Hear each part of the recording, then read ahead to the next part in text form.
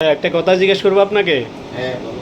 এই দোকানের সামনে দেখলাম আপনার সাথে একটা লোকের সাথে কথা কাটাকাটি হইতেছে, কি নিয়ে সমস্যা? সমস্যা একটা পুলা কাজ করছে, কাজ করে টাকা পা একবার জায়গায় বলে 3-4 বার চাইছে বলে তার লেগে মা রাগ করে বসে টাকা দিব না এই সে পরে বললাম না ভাই আপনার টাকা পা টাকা তো মানুষ চাবই, ঠিক না? হ্যাঁ অবশ্যই। ভাই আজকে তো আমার নিজের নায়িকা, কিন্তু নায়িকা ভাই এটা পরে বললেন তো বারবার চাই কেন? আমি আপনার কাছে বারবার আছে কেন রাগ করে ওঠেন? আমরা যে আল্লাহর 100 বার ডাকি, আল্লাহকে রাগ করে না না কর না। তাহলে আপনার অনেক কাজ করে দুটো পয়সা পা আপনার চাই টাকা পায় দেখে তো আপনার চা, ঠিক না? অবশ্যই। কিন্তু আপনি কিন্তু আছেন না, কিন্তু দেখেন আসলে এই দুদিনের দুনিয়া আজকে আসি কালকার নাই, কিন্তু মানুষের ভবিষ্যৎ নেন কেন? সে আমার বললো আপনি কেনা, আমি কই যে আমি যেই থেকে আমার একটা ছোটো মোটা পেটু দিয়ে আছে, তোরা কিচ্ছু বলে না। তাহলে দেখ মানুষের টাকা হলে মানুষের অনেক অহংকার হয়, কিন্তু অহংকার কিন্তু ওই পতনের পতনের মূল। মূল। হ্যাঁ। এটা কিন্তু মানুষ জানে না।